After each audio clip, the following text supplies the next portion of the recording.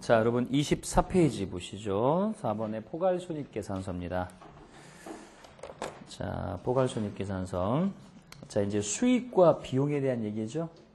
자, 우리가 이제 수익은 아까 말한 재화나 용역을 공급함으로 인해서 우리가 벌어들인 총액을 수익이라고 하고요. 그걸 벌기 위해서 사용된 금액을 이제 비용이라고 하죠. 그래서 이제 남으면 이익이고 모자라면 손실 뭐 그런 얘기 했었죠. 이제 거기까지만 얘기인데 이제 국제회계준 이제 그거 말고 조금 더 살을 좀 붙여가지고 그걸 이제 포괄손익계산서라고 해서 이제 분류를 합니다. 자, 그럼 정의를 한번 잠깐 보겠습니다. 포괄손익계산서란 자 정의입니다. 일정 기간 동안 자 아까 재무상태표는 일정 시점이라고 했고 여기는 일정 기간이라는 거 기억나시죠, 여러분? 기업의 경영 성과에 대한 정보를 제공하는 재무보고서입니다. 자, 포괄손익계산서는 자 특정 회계기간 중 자 거기 주주와의 거래를 제외한 제3자에게 재화를 팔거나 용역을 제공하고 수익 창출을 영위해서 발생한 수익과 또 비용을 표시하는 겁니다. 자, 다시 여러분 누구와의 거래에는 이 포괄손익계산서에 들어가면 안 된다고요? 주주와의 거래. 주주와의 거래는 자본에만 들어가야지 손익계산서 개념에 들어가면 안 된다는 뜻이에요. 그러니까 주주 이외의 자들과의 거래에서 발생한 것다 수익과 비용이 이런 얘기고요. 자, 그래서 기타 수익 중에 발생한 수익과 비용을 표시하며 그 결과물인 이익이나 손실을 인식을 합니다. 그렇죠? 그걸 이제 우리가 포괄손익계산서라고 분류하고, 자, 그다음 두 번째 단락 보세요. 회계에서는 이 순자산 아까 뭐라고 그랬죠, 여러분? 자본이 증가된 금액은 일반적으로 주주와의 거래에서 발생한 자본 거래와 주주 이외의 자들과 거래에서 발생한 손익 거래로 구분합니다. 자, 이게 뭔 소리냐? 자, 잠깐만 볼게요. 자, 그 연결고리 다시 한번 볼게요, 여러분. 자, 우리가 지금 포괄손익계산서를 공부할 거다라고 해서 체크를 하고 있는데요. 자, 이건 그렇죠. 수익에서 비용을 빼서 자, 플러스라고 한번 가정할게요. 플러스에서 이익이 나왔습니다. 자, 여러분 이익인데 이 이익 중에서 이거는 올해 벌어들인 이익이잖아요. 응? 그래서 우리 올해 벌어들인 이익을 뭐라고 불러 이걸? 당기순이익이라고 하죠. 올해를. 그러니까 회계는 올해라고 하는 게 당기라고 하고 내년을 차기라고 하고 작년을 전기라고 하죠. 전기, 당기, 차기 이렇게 부르잖아요. 그래서 올해 벌어들인 이익이 당기순이익이고 이게 밖으로 빠져나가지 않고 차곡차곡 누적돼서 쌓이면 뭐라고요? 이익잉여금이죠, 여러분. 이익잉여금. 그래서 이익잉여금이라는 얘기는 여러분 이게 결국은 이익잉여금은 어디의 일부가 돼버렸어 이게? 자본의 일부가 되는 거죠, 자본이? 그렇죠, 여러분. 자, 근데 이 연결고리를 보면 자 볼게요. 여러분 수익이 드러났어요. 수익이. 간혹 보면요, 여러분 저도 이제 뭐 텔레비전을 보거나 이제 그 신문 같은 거 보면은 이 기자들이 글을 쓸 때 잘 모르니까 수익하고 이익을 섞어서 쓰더라고요. 보면 개념이 없어요. 무슨 소리냐면 이익은 여러분 벌어서 쓰고 남은 거예요. 수익은 번 총액이죠. 근데 이걸 수익이라고 생각해서 글을 쓰는 것들이 많아요. 보면 아직도 얘들은. 그러니까 이게 벌고 남은 거는 이익이라고 해주고 또는 뭐 이게 누적돼서 이익이면 이렇게 얘기해 주는데 벌고 남은 전체 수익에 대해서 뭐 어쩌고저쩌고 얘기해요. 그러니까 모르니까 이거는. 그러니까 이익과 수익은 엄연히 다른 개념이에요. 벌어들인 총액이냐? 그 총액에서 비용 뺀 나머지를 말하는 거냐? 이게 이제 구분을 해야 되는 겁니다. 자, 수익이 늘어나면은 당연히 이익이 늘어나겠죠. 당기순이익이 늘어나겠죠. 이익금이 늘어나겠죠. 최종적으로 자본이 늘어나요. 다시 말하면 수익이 늘어난다는 건 최종적인 종착역은 자본, 즉 순자산이 늘어나게 돼 있어요. 그러면 자 여러분 거꾸로 비용이 늘어났어. 비용이 늘어나면 어떻게 돼요? 이익이 줄죠. 당기순이익이 줄죠. 이익이면 줄죠. 자본이 줄겠죠. 그렇죠? 이게 무슨 소리냐면 여러분 수익과 비용은 어느 기간 동안 데이터? 정보예요? 1년짜리지. 그래서 일반적으로. 우리가 올해 그렇잖아요. 올해 수익, 올해 비용이잖아요, 여러분. 그게 결국은 이게 그룹에 변하면 결국은 어디가 변하게 돼 있어요? 최종적으로 자본이 변하는 거죠. 그런데 수익은 자본과 비례해서 변하는 거고 왜냐면 수익이 늘어나면 최종 자본이 늘어나게 됐으니까 비용이 늘어나면요. 자본은 감소하게 돼 있죠. 반비례라는 얘기죠, 여러분. 그 의미들한 얘기죠. 무슨 소리인지 알겠습니까? 이건 수익과 비용은 최종적으로 자본, 즉 순자산의 영향을 비례로 미치는 수익과 반비례로 영향을 미치는 비용이 있더라는 얘기죠. 근데 이게 알아둘 기본 개념 중에 하나인데 뭐냐면 자 여러분 아까 우리 표시할 때 재무상태표 등식할 때 자산은 항상 어느 변의 채수 표시가 있어요. 자산은 차변이 자기 자리라고 그랬죠. 여기가 자기 자리야 자산. 왜냐면 이건 약속이 우리끼리 그냥 회계를 먼저 만든 사람들이 자 자산은 앞으로 차변에 쓰는 겁니다 이렇게 약속을 한 거예요. 어? 나는 쓰기 싫은데 그러면 혼자 이제 만들면 돼요. 이제 내가 새로운 학문을 만드는 거야. 그렇게 하면 되지만 이제 이미 만들어준 룰에 의하면 우리끼리 약속이다. 자산은 차변이 너 자리. 그리고 대변은 오른쪽은 누가 이게 자기 자리예요. 부채하고 자본 그렇지. 너희 둘은 이게 너희들 기본 자리야. 앞으로 그런 얘기죠. 그러면 수익은 차변이 자기 자리일까요? 대변이 자기 자리일까요? 응? 수익은 그렇게 많이 복잡할 거 아닌 것 같은데 방금 전에 얘기를 하고 와가지고 제가 그러거든요. 뭐 혹시라도 제가 무리한 걸 요구했을 수 있어요. 제 입장에서는. 네. 수익은 차변일까요? 대변일까요? 응? 막 찌그란 얘기가 아니고 이걸 조금 생각을 해보라는 얘기예요. 대변이겠죠? 왜? 그렇지. 뭐하고 연결을 시킨 거예요? 자본하고 연결을 시키잖아요. 여러분. 자본하고 비례하잖아요. 아니 그럼 생각해봐요. 자본이 대변인데 수익이 그러면 비례한다는 건 대변에 쓰라는 거지 반대로 쓰라는 건 아니지 않습니까? 문제 알겠어요? 그렇잖아요 여러분. 합적으로 수익도 왜 대변이야? 왜? 너고 비례한다면서 너가 늘어나면 결국 너가 늘어난다면서 같은 개념으로 봐야 된다는 얘기예요. 그럼 비용은? 그렇죠. 되게 어렵죠. 예, 비용은 어디? 차변이죠. 이런 기본 논리가 있더란 얘기예요. 이건 약속이라니까 여러분. 약속이. 그러니까 약속이니까 그냥 그런 줄 아는 거야. 아 당연하게 그걸 하고 하자는 얘기죠. 엄마를 왜 엄마로 부르냐 그렇게 생각하면 안 돼요. 예. 왜 얘가 대변이냐고. 여기하고 비례하자는 얘기죠. 그럼 자본은 왜 여기냐면 그건 처음부터 그렇게 약속하겠습니까 우리끼리. 그렇죠? 그래서 우리가 기본적으로 가져야 될 생각은 이 친구들은 차변이 원래 자기들 자리예요. 뭐가? 자산과 비용이. 이 친구들은 대변이 자기 자리예요. 뭐가? 부채와 자본이 수익이에요. 여러분, 그걸 전제하고 이제 보시라는 거예요. 자, 그래서 다시 한번 여러분, 수익과 비용이 증가나 감소하면 결국은 누가 영향을 받는다? 최종적으로 자본이 영향을 받는다. 순자산이 영향을 받는다는 거죠. 근데 아까 했잖아요, 여러분. 자본이 달라지는 거는 이렇게, 자, 우리 주주가 내는 돈, 아까 그 납입하다, 뭐 불입한다 이런 얘기했죠, 여러분. 주주가 내서 달라질 수도 있지만, 우리 뭐 때문에? 이 벌어가지고 남은 이익잉여금 때문에 달라지기도 한다고 그랬죠, 여러분? 그래서 이익잉여금이 쌓이려면 결국은 어느 거래에서 나오는 수익비용에서 나와야 된단 말이에요. 주주와의 거래가 아닌 것들이죠. 그러니까 이거는 주주와의 거래 내용이고 이건 주주와의 거래가 아닌 것들이라는 얘기죠, 여러분? 주주와의 거래를 어느 거래라고 부른대요? 잠깐 저기서 봤는데 주주와의 거래는 어느 거래? 이건 자본거래라고 해요. 주주와의 거래, 자본거래. 주주 이외의자와의 거래, 저런 수익비용 같은 거는 무슨 거래? 손익거래라고 하는 겁니다. 손익거래. 무슨 얘기인지 알겠어요, 여러분?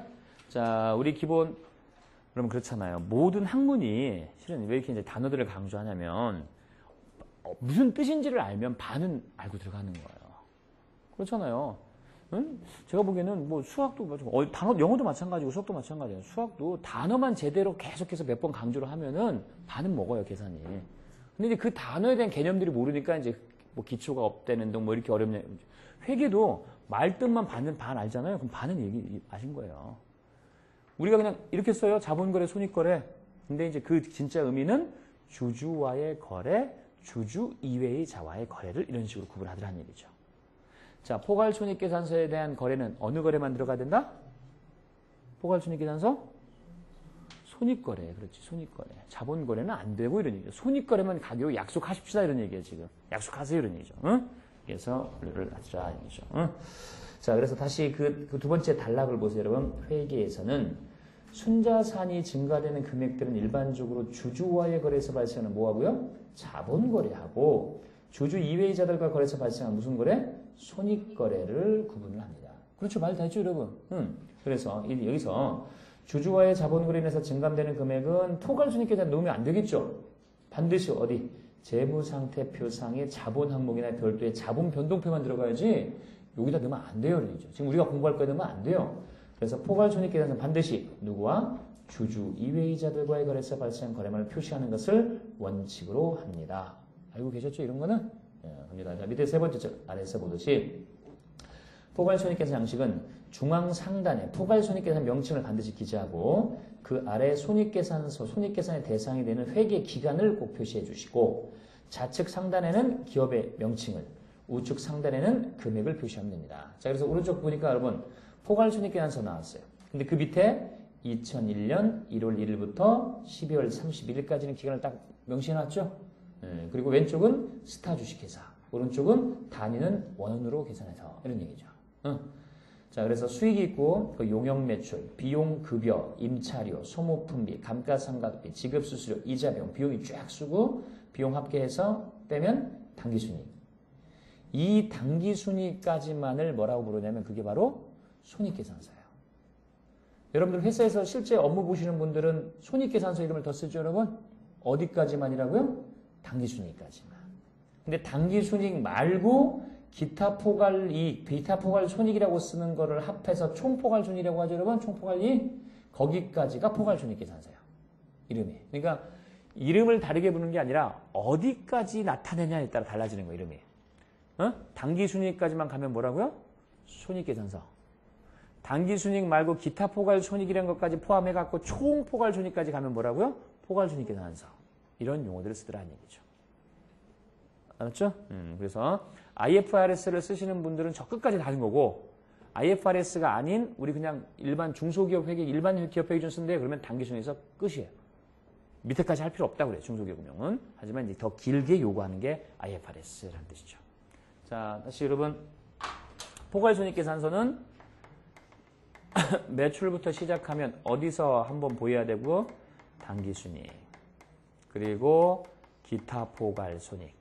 왜 손익이냐면 손실이 나올 수도 있으니까. 여기는 물론 이익이지만 손익이라는 건 손실도 포함한다는 얘기죠, 여러분. 이걸 합해서 뭐라고 하자고요? 그렇지. 총포괄손익이에요. 총포괄손익. 그래서 여러분들은 자 이렇게 알아두시는 거. 자, 당기순이익에서 끝이면 뭐고? 손익계산서. 여기다가 기타 포괄손익 포함해서 총포괄손익까지 가니까 뭐라고요? 포괄손익계산서라는 뜻이에요. 근데 이제 그럴 거예요, 여러분. 이제 조금 더 이제 여러분들이 이제 지식의 문을 넓혀드리면 왜 굳이 그냥 당기순이익에 집어넣지 저러냐 이런 얘기예요. 근데 여러분 예를 들어서 그런 게 있어요. 당기순이익에 여러분 자 봐요.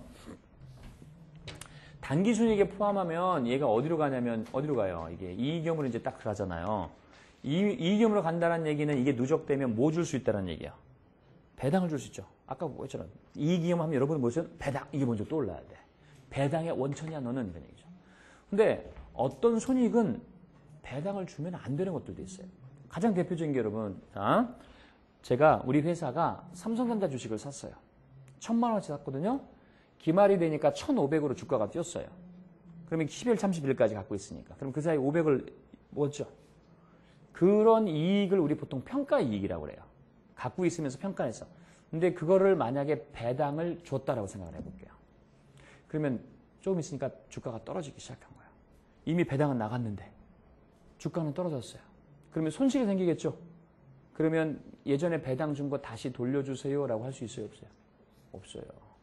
그런 이익에 대해서는 생각해보면 손실 이익이 나면 평가해서 또 좋다고 해서 배당을 줘버리면 나중에 값어치가 떨어지게 되는 손실이 나올 때는 참 상황이 애매모호한 거죠. 이미 준 거 달라고 할 수도 없고. 그러니까 회계 기준이 뭐라면 야 손익 중에는 배당 줘도 되는 손익이 있고 배당 주면 안 되는 애들도 있더라는 얘기예요. 그래서 원칙은 여기에 다 집어넣는 게 원칙인데 배당 주면 안 되는 손익을 몇 개 추려요. 자기가 지정을 해줘. 요런 거 내가 몇 개 여기다가 기타 포괄손익에 넣어놓을 테니까 얘는 배당 주면 절대 안 돼. 이런 소리예요. 그중에 대부분이 무슨 손익이라고 아까 말한? 평가손익. 평가하다 보면 걔는 주면 안 되거든. 이익 생겼다고 홀라당 줘버리면 손실 생기면은 그거 감당 못한다 이거지. 그러니까 그런 친구들이 모아놓은 게 기타 포괄손익이에요. 자, 의미가 뭐라고 여러분? 손익 중에는 배당을 줘도 되는 손익이 있고 안 되는 손익이 있더라는 얘기죠. 그 안 되는 손익만 몇 개 추려서 만들어 놓은 게 뭐라고요? 기타 포괄손익이에요. 그렇죠? 그러니까 기타 포괄순위에서 정해지지 않은 건 다 일로 가야 돼. 단기순위 안에 들어가야 돼. 근데 그런 애들만 살짝 몇 개 모아놔서 우리가 모아놔. 그래서 자 배당 등에서 너는 제외시킬 거야. 그렇죠? 그래서 그래서 총이에요, 총. 배당을 줘도 되는 손익도 있고 주면 안 되는 손익이 있으니까 전체 다 알려줘. IFRS 정도 쓸 정도면 다 얘기해줘야 돼. 이런 얘기가 되는 거야. 됐습니까? 예, 이렇게 써보기도 합니다. 자, 그 다음에 그 1-8번 여러분 포괄손익계는 등식 보세요. 여러분 수익에서 비용을 빼는 게 단기순이익이죠.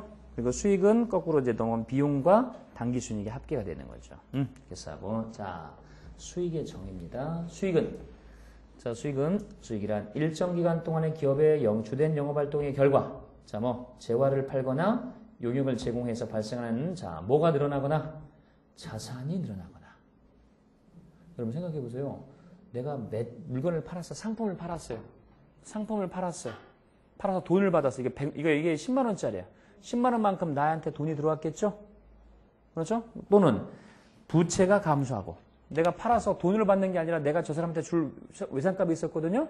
팔면서 그냥 외상값 퉁칩시다. 이렇게 되는 거죠. 자산이 늘거나 부채 감소하고 그 결과 뭐가 증가하는 거? 순자산이 증가하는 거. 여러분 수익이 증가하면 최종적으로 뭐가 증가한다고요? 자본, 순자산이 증가하는 거죠. 맞지? 순자산이 증가하는 겁니다. 단 순자산이 증가한다고 모두 수익은 아니겠죠. 누가 낸 거는 수익 아니지. 주주가 낸 건 아니죠. 주주는 출자라고 해야지 수익이라고 하면 안 되죠. 여러분. 이렇게 써보렵니다. 그래서 그 표현 있죠. 여러분. 수익이 증가하면 자산이 늘거나 또는 부채가 감소해서 뭐가 늘어났다? 순자산이 늘어나더라는 얘기죠. 그런 식으로 그럽니다. 자, 다음 페이지 보시고. 자, 수익은 위로 가세요, 여러분. 수익은 현금으로 받은 금액뿐만 아니라 받지도 못해서 받을 수 있는 권리가 있는 금액을 포함하여서 판다므로 현금의 수치나 수입과는 다른 개념이다. 자, 이게 무슨 소리냐면 여러분, 처음에는 그래서 개념들을 위주로 많이 지금 설명을 드리는 거예요. 그러지 말고 그냥 맡기시고 그냥 얘기를 들으시면은 그리고 제가 이런 건 조금 기억해야 될 겁니다. 그래서 줄을 치세요. 그러면 줄만 몇 개 쳐주시면 돼요, 여러분. 자, 우리 회사가 갖고 있던 제품을 배품을 팔았어요. 자, 하나는 70만 원어치는 판 거에 대해서는 돈을 받고요. 30만 원어치 판 거에 대해서는 여러분 이거는 외상으로 팔았어요. 제품을. 우리 회사의 수익은 70만 원일까요? 100만 원일까요? 100만 원이죠. 그렇지? 왜 70만 원 아니에요? 응? 그렇죠. 그 매출 채권이 있다라는 건 맞아요. 70만 원만 수익으로 잡는 거는 이걸 회계학에서는 뭐라고 하면 현금주의라고 해요. 돈 받은 것만 수익이다. 그런데 아니다. 돈 받은 것뿐만 아니라 내가 받을 수 있는 권리는 30만 원 있잖아요, 이거죠. 내가 외상으로 팔았다는 건 결국은 저 사람은 나한테 외상값을 결제를 해줘야 되니까 그것도 포함해서 수익으로 봐야 된다라는 논리인데 우리 이런 주의를 뭐라고요? 발생주의라고 하죠. 그렇지? 그래서 수익은 70이 아니라 100이 수익입니다 라고 하고 왜? 돈을 받은 게 포인트가 아니라 내가 수익을 인식한다는 건 물건을 파는 그 중요한 행위를 해야 돼요. 했기 때문에 내가 거기에 대한 권리가 있음을 인식한다라는 뜻이에요. 그래서 이런 형태로 수익을 인식하는 건 어느 주의라고 여러분?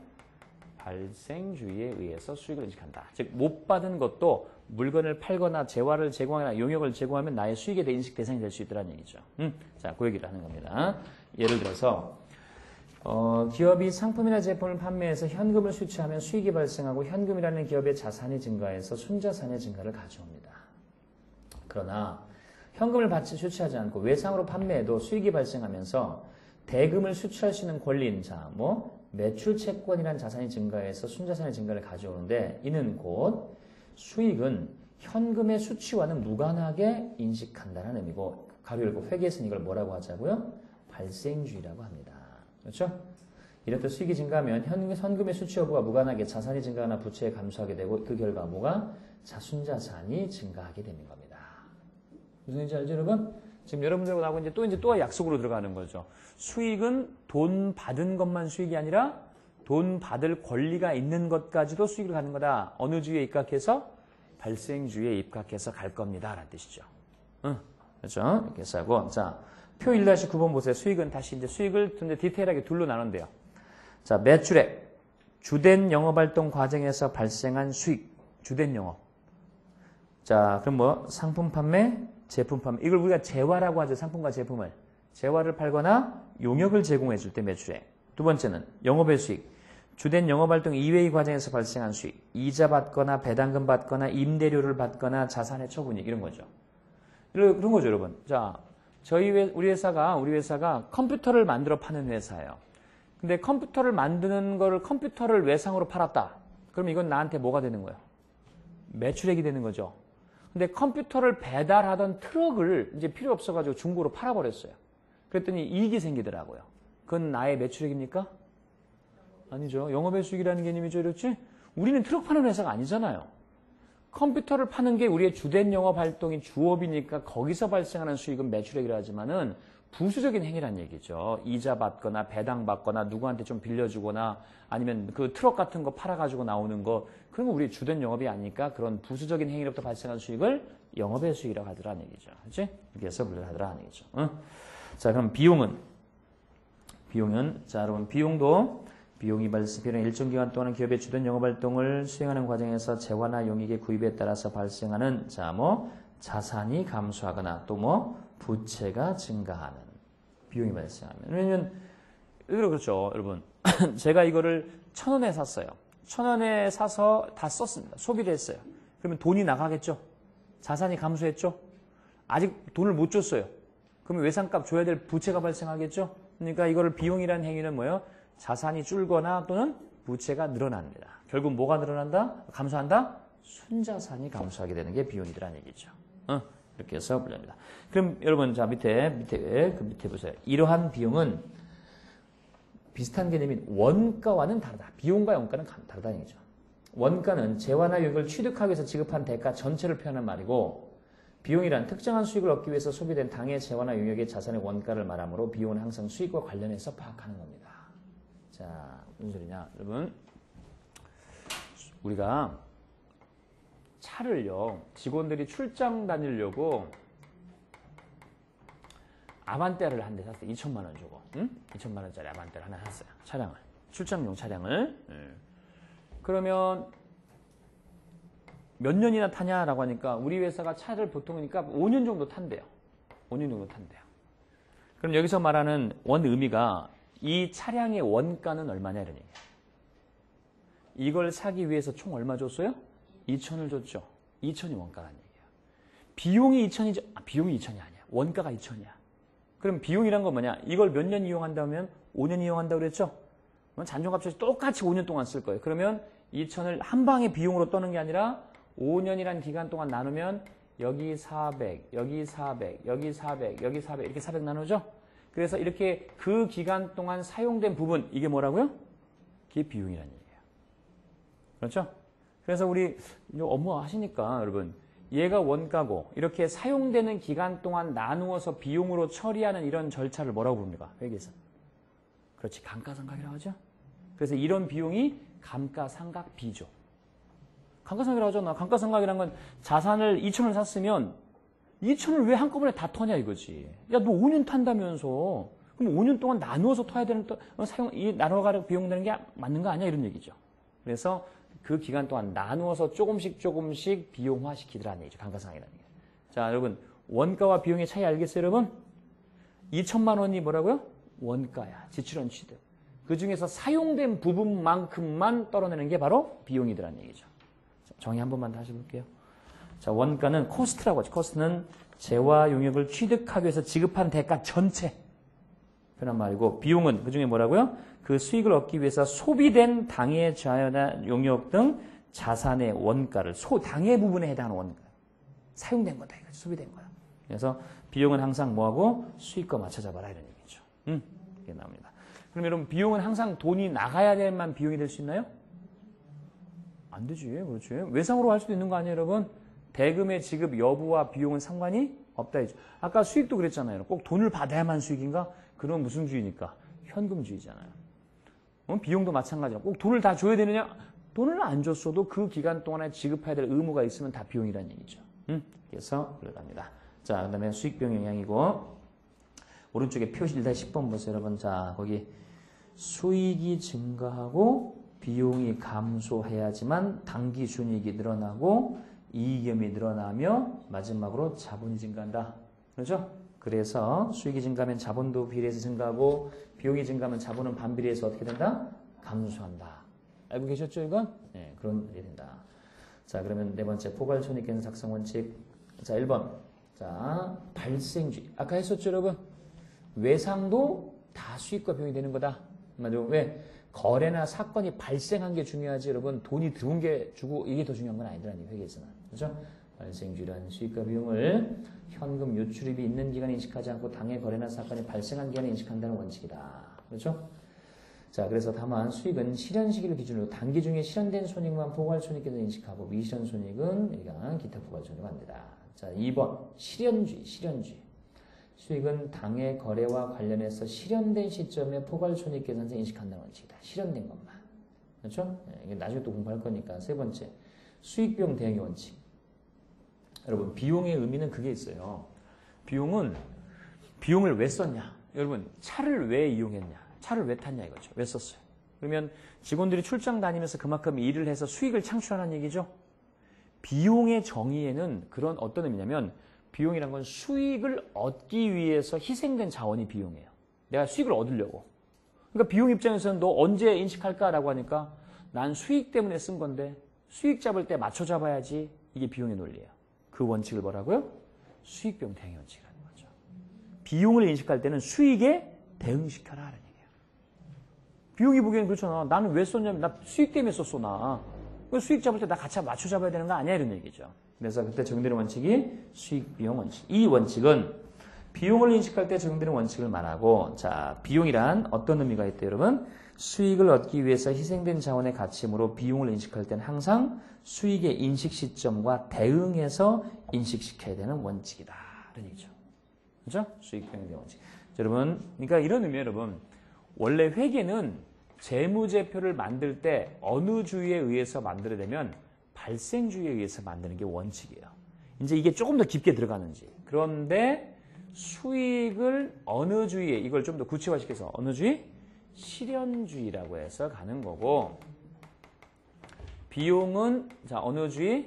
수익과 비용의 대응의 원칙에 입각해서 비용을 인식한다라는 뜻이에요.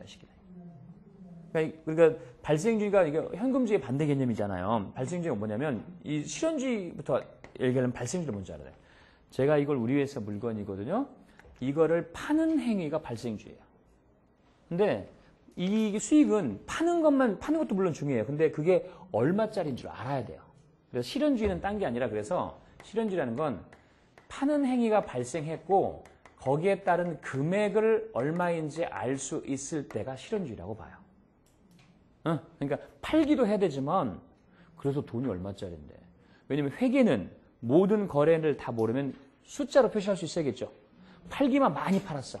금액은 얼마로 할 거야? 아직 안 정했는데? 이렇게 하면 안 된다는 얘기야. 팔기도 하고 금액이 정해졌을 때 수익을 인식한다. 이걸 무슨 주의라고요? 실현주의.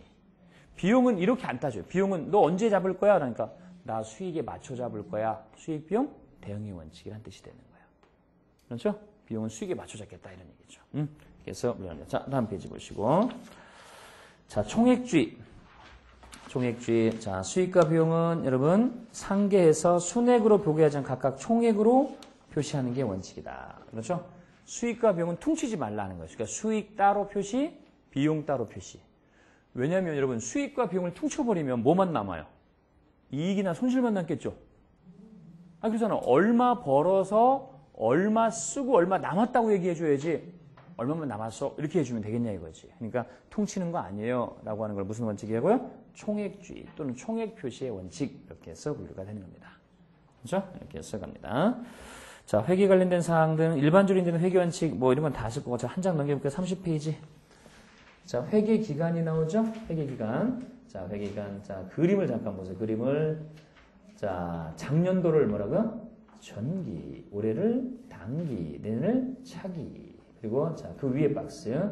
회계 기간의 마지막 날. 우리 보통 12월 30일 뭐라 그러고요? 결산일. 재무상태표. 왜? 재무상태표는 12월 31일 기준으로 만들잖아요. 그렇죠? 그리고 결산 자료는 X1년 12월 30일은 다음 회계년도 시작일의 자료하고 똑같더라는 얘기죠. 그렇죠? 응? 12월 30일 자료가 이제 내년도 1월 1일 날 자료하고 그대로 넘어가게끔 해주더라. 그런 얘기죠. 응? 그래서 분류를 해주시면 되겠습니다. 자, 이렇게까지 해서 오늘은 여기까지 보도록 하겠습니다. 첫날이라서 그냥 충분히 좀 했고요. 다음 시간부터 이제 본격적으로 나가도록 하겠고요. 여러분들, 그래서 오늘 가셔서는 그냥 자산이 뭔지, 부채가 뭔지, 수익이 뭔지, 비용인지 그거 한 번만 보시면 될 것 같습니다. 이렇게 해서 하고요. 다음 시간에 뵙도록 하겠습니다. 여러분 수고하셨습니다. 자, 예.